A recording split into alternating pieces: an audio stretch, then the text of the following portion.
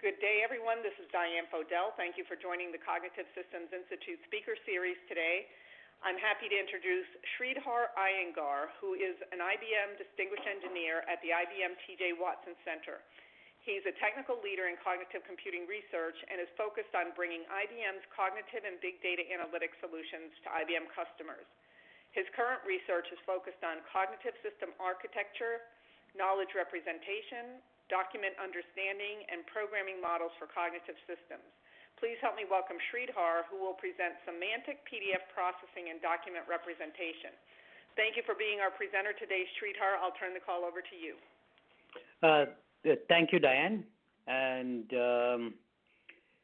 as Diane mentioned, I'm part of the research team that is focused on how our future Watson system evolves in various areas of knowledge representation. Today I'm going to focus on the work that we're doing in how to better understand PDF documents, how to extract information from these documents in a manner that makes it much more easy for us to do downstream analytical processing. It's really the focus on downstream processing that is of interest. To give a motivating example, let's assume that as is typically done in the financial services industry, and this is true for healthcare, insurance, you name it, there are all kinds of documents available on various websites or in internal content management systems. A lot of these are in PDF format. There are obviously quite a few in formats that are familiar to many of you, whether it is Microsoft Word and its OOXML format, whether it is Google Docs, HTML files. A bunch of these documents are there. Now, various search engines have over time indexed these, and you can look for things, and you might be able to get to a particular document that you need. But if you were to ask a question, show me Citibank revenues between 2009 and 2015, typically what happens is some human kind of works through these various documents, given that this information may not be in any structured database, and looking at various places, they kind of pull this information into a spreadsheet and draw a little chart like this. And this is something that happens over and over and over in many companies.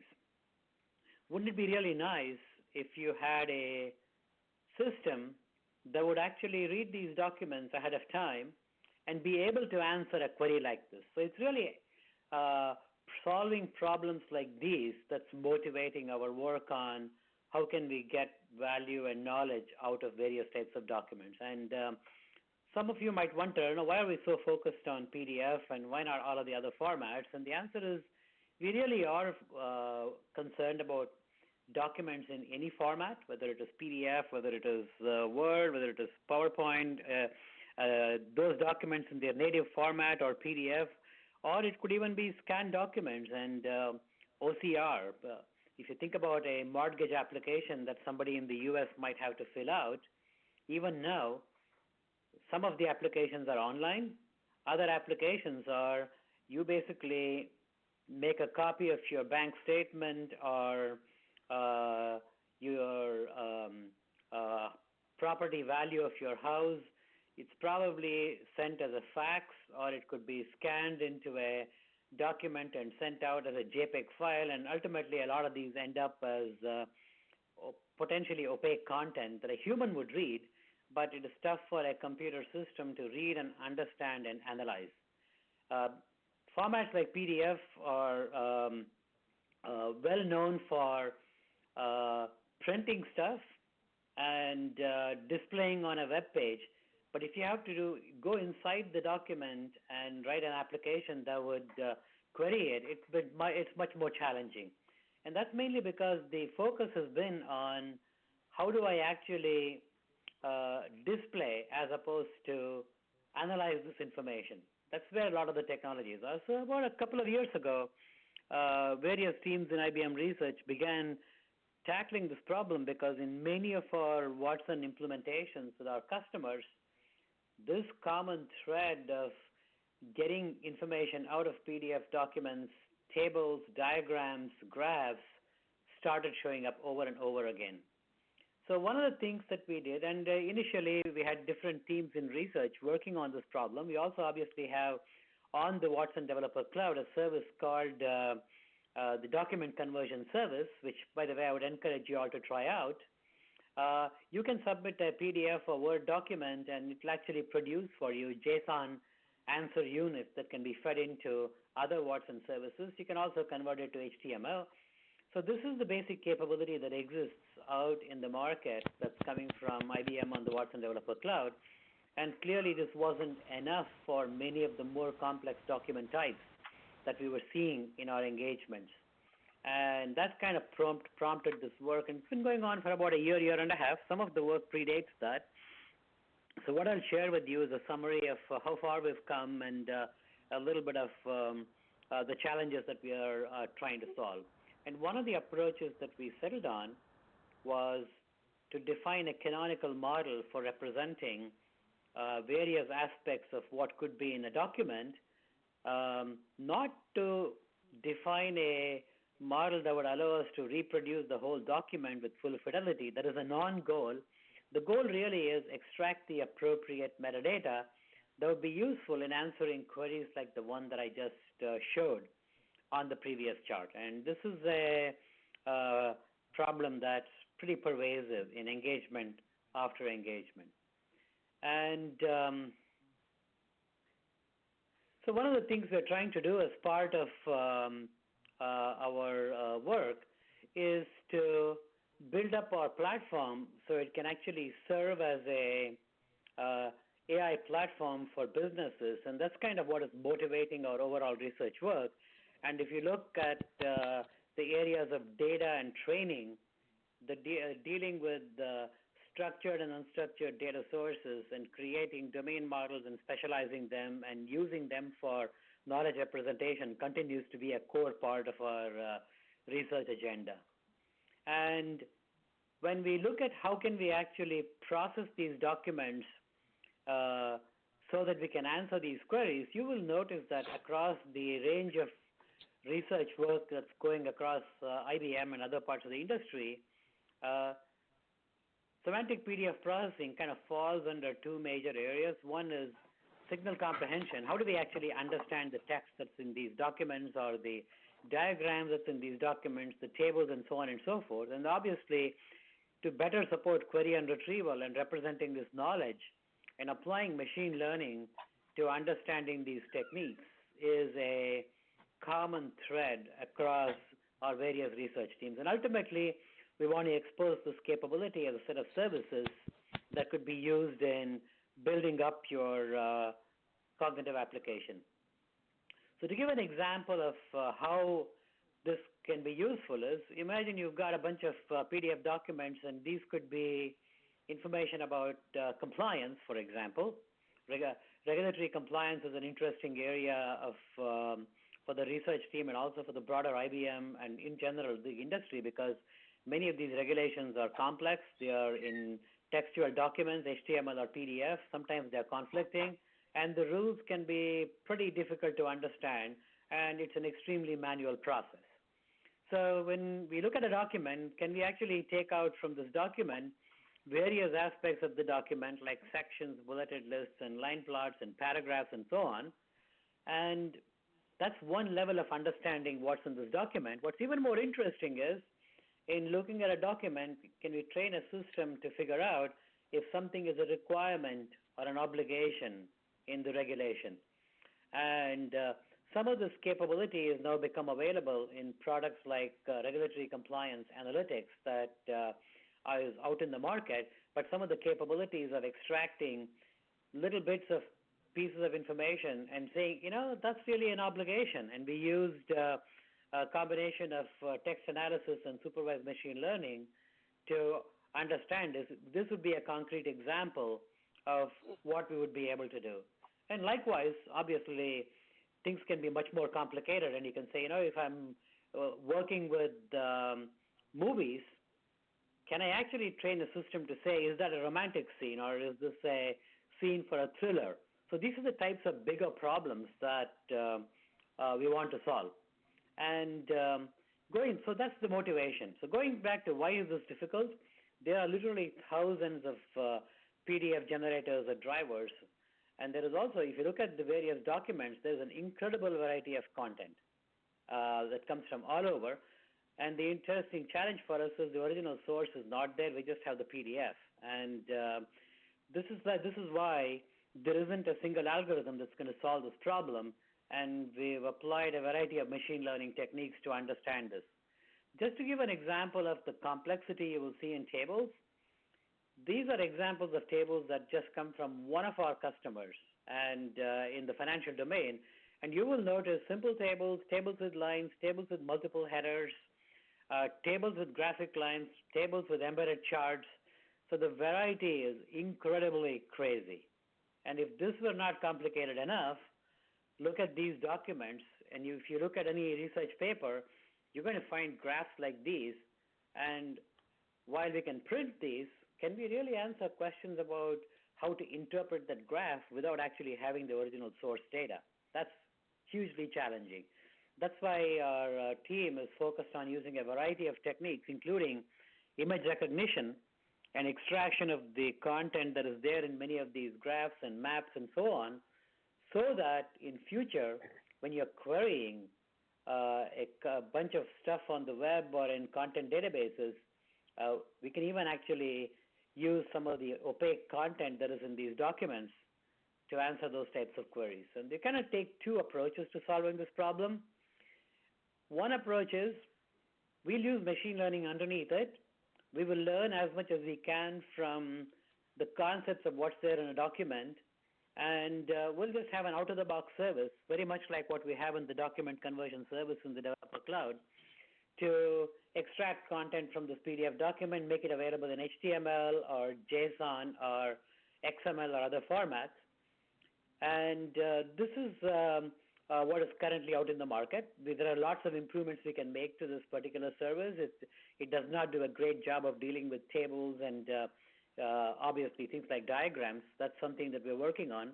And the second approach we took is we do find out that in many organizations, let's say you're doing research papers for a particular conference, there is a prescribed format. And you will also see this in various templates in various companies. There will be Word templates for how to write a requirements document or a regulation or a design, etc. So there, if there is a common pattern, our research team is building a tool that uses labeling of these to very quickly train a system on the shape of these similar documents, and then we go ahead and dive deeper into understanding tables and diagrams and so on. So, and this second technique also is quite amenable to crowdsourcing. So both of these are threads that we are pursuing so that we can solve the general problem as best as we can, and where there are common patterns, solve it more intelligently. Let's say, for an example, would be answering that particular question that I showed you about Citibank and its revenues. That assumes that we're talking about financial domain. So if you do know that there are documents in a particular domain, this kind of approach tends to work a little bit better. So how do we do this? So basically, in comes a bunch of PDF documents, and in the future you can expand this architecture to a variety of other types of documents. And as I mentioned, given we don't have the source, we just said, let's tackle this problem now. And then we can actually look into the document and say, this document happens to have some images, and we can recognize that. And as I mentioned earlier, you can use labeling to say, this thing is an image, or this thing is a bubble chart. Or we can actually go inside it and try to recognize, is this a line plot, is it a flow chart, is it a bubble plot, is it a scan table? And for each of these, we have recognizers that understand what's in these types of images.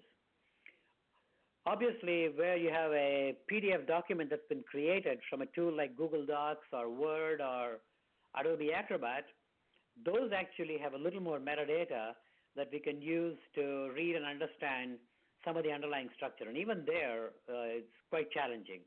As I mentioned earlier, the focus of PDF is print the stuff. And finally, we are given all these documents have tons of text. A lot of our text analysis, text analytics techniques come in handy also. And eventually, all of this information needs to be pulled together so that we now have a representation of this document in the DSM model in a manner that we can actually go read it and further process it. So this kind of shows how we do the labeling. On the left-hand side, you'll see the original journal article, and then a human basically can drag and drop and annotate various parts of a diagram and say this thing is a header, this thing is a table, this thing is a diagram, this thing is the list of authors, and then we'll remember that. And there is the ability to customize this capability. Now, this particular tool is still in research and is not out there in the developer cloud. It could be there in future as part of our tools like Watson Knowledge Studio. We don't have any defined plans for making it available, but for close collaborators, academic collaborators, and the rest of IBM, this tool is available, and we're just sharing this as a example of where our research work is headed. So what's out there in the Watson Cloud? There is the document conversion service. For those of you who have access to the slides, you can actually follow the link to the Developer Cloud website. You can try out the service. You can actually try it out using Word or PDF documents, and you can immediately see the answers. Or for those of you who are into programming, try out the APIs. It's well documented. You can use it. So this is what is there, and as I mentioned, it can produce output as HTML, JSON, or plain text, and the JSON format is in JSON answer units, which other Watson services use. So what are we doing in the future? So what we're trying to do is basically, so this version that I showed you does not use the DSM model underneath it. It has a precursor to that particular model. So what we're now doing is basically trying to evolve the system wherein, as I mentioned earlier, we have deeper analysis of various types of content that is there in a document. So the current service mostly handles text, does not handle tables, diagrams, and a bunch of other images and so on and so forth. We want to be able to do that. That's number one. And number two, we also want to have in the future domain adaptation tools like the one I just showed you that would say, if this collection of documents is in a particular domain, let's actually train our system to better understand these types of documents. So both of these and the ability to handle text, tables, diagrams, and graphs, all of that we are working on and will, over time, make these capabilities available. So how does all this work? So there are two major kinds of PDF documents, programmatic PDF, and this is the term that we use to define PDF documents that have been produced from Word or Google Docs or your favorite presentation software or spreadsheet. And there we use the open source PDF Box API, and then we go through a process of cleaning it up, and then we start looking at, okay, what's in this document? What's the region? Are there charts? Are there tables? If it's tables, well, how many rows, how many columns? What are the headers? What's the reading order? And then we produce the HTML or JSON, and that gets put out. Where we have scanned documents, whether it's through OCR or whether it's images, we basically have it run through an OCR engine like Tesseract, or IBM has a product called DataCap, and then we feed this back into the same pipeline. And with this approach, notice that this is the out-of-the-box approach where in comes a PDF document, out comes some output that you can use. And we've tried this out in various internal projects and with customers, and compared to what's generally available, we've seen some very interesting results in how we can extract content. So here's an example of what we can do. On the left-hand side, we basically have a couple of scanned tables that says, where are the bridges? So this came out of some scanned PDF document that came out on the web. And we want to be able to answer the question, who designed the Brooklyn Bridge? And to do that, we have to understand that, A, this table actually is talking about concepts like bridges and designers.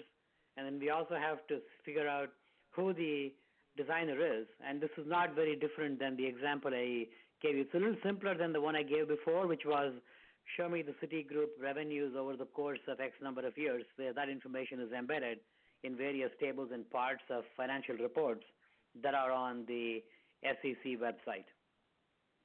So What the next chart shows is basically here is a compliance document on the left. This is kind of tough to read, but when you try out the document conversion service, you can see the produced HTML and you'll see formats. So in compliance documents, the fact that a particular sentence applies to the next few bullets is important. And understanding the structure is actually an important part of understanding how the document structure is laid out. So what I'm showing in the next chart is a snapshot of the DSM model, which kind of shows the types of metadata you will see in a PDF document or documents in general. Things like pages, columns, paragraphs, text lines, page charts, graphical lines, embedded images, and we've also defined a OWL ontology, and if there's time, I'll show you a little bit of that. And that we did that to formally define the schema. We could have used, obviously, XML schema also to represent that. Those are all various ways of representing it. And this is the standard format that we will begin using inside of IBM products and Watson services. And in future, there is a possibility of opening this up as a standard if there is enough interest in the community. Now, before we designed DSM, we also asked the question, are there any existing industry standard document models like SGML or XHTML or OOXML that we can use? And what we noticed was the following. Many of these specifications are literally thousands of pages, very complex, and they are trying to represent everything in a document, author everything in a document. That is not the problem we are trying to solve. What we're trying to solve is, can we extract salient information about the document structure and some aspect of what's in these documents so that we can produce a structure that can be used for downstream querying, analytical processing, and machine learning. And that's really was the motivation. And we wanted to have a model that's fairly simple, that the different various teams in IBM Research and IBM could begin using. And that's kind of why we started off with a very simple document model. And what you're seeing is a representation of that. And let me do one thing. I'm going to show you the example of how one of these services would look like. Give me just a second.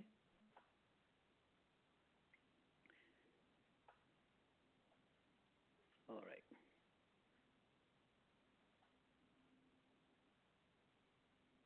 Dan, how am I doing for time? Hey, Sridhar, you have about a minute or two, and then we should open up for questions. I didn't. Got it. Okay, that's perfect timing. Okay.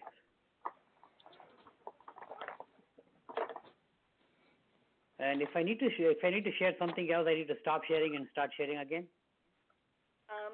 If you're sharing your screen, you should just be able to go to the browser.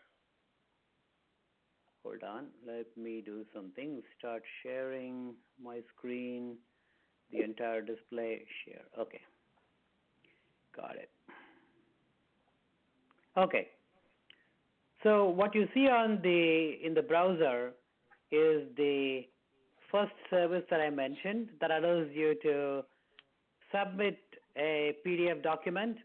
And right now, you have the ability to use either the open source engine or DataCap, which is the IBM product, and as output, you can produce HTML or JSON.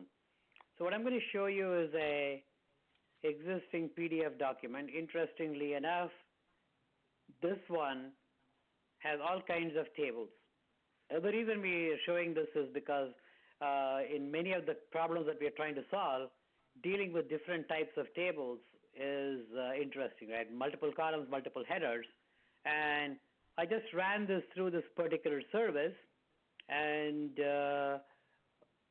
what shows up as a result of this particular service is this particular HTML document, where you will notice that we have been able to extract the columns and the rows. And so what you're seeing in this display is the HTML that was produced by our service that internally uses the DSM model.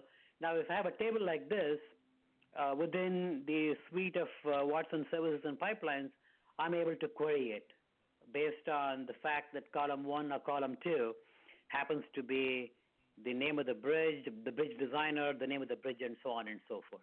So the service is pretty easy to use.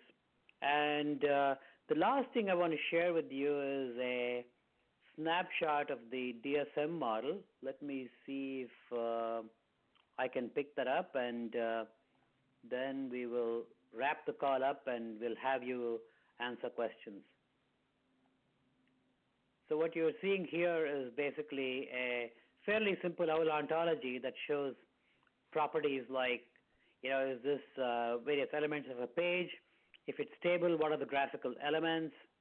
If it's a diagram, if it's a chart, what kind of chart is it, so on and so forth. So let me kind of wrap up there and go back to the motivating chart that basically says, why are we doing all of this? We're doing all of this because we want to be able to provide a service that allows you to build interesting applications such as the ones we are trying to build here. And you can easily expand this to, can I actually find out from a collection of loan documents that's been submitted automatically without a human reading it, is this appraisal for this house within 5% of the appraisals of all the other homes in this particular zip code? And obviously something like that's very important in deciding, should I give this particular person a loan or not? So with that, let me pause and see if there are any questions. Thank you, Sridhar. Audience, please press *1 on your phone to unmute your line and ask a question.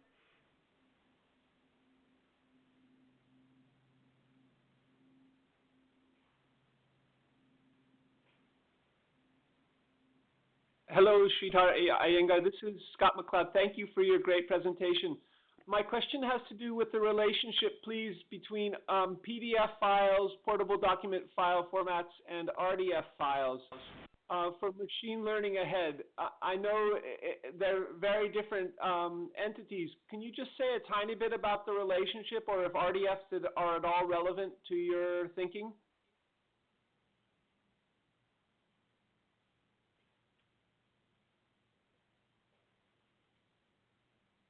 Sridhar?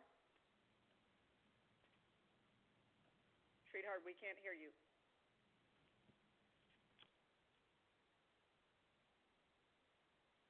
Sridhar? Did we lose you? Oh, dear. Well, Scott, thanks for the question. I will pass it along to Sridhar. Hi, this is Sridhar. I don't know what happened. I've dialed back in. Oh, okay. Sorry. What was the question about RDF and PDF document?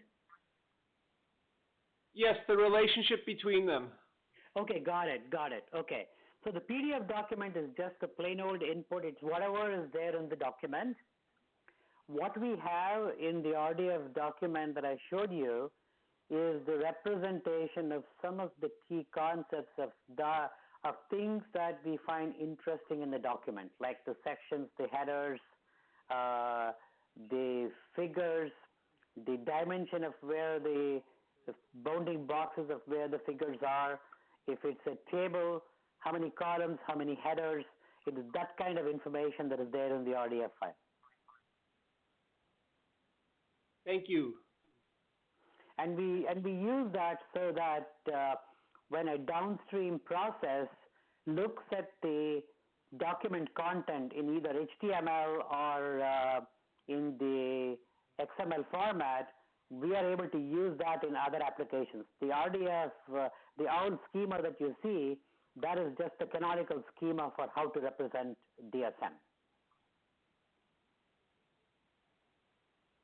Great. Thanks for the question. We'll have time for one more quick question if anybody out there has a quick question. So mine is real quick.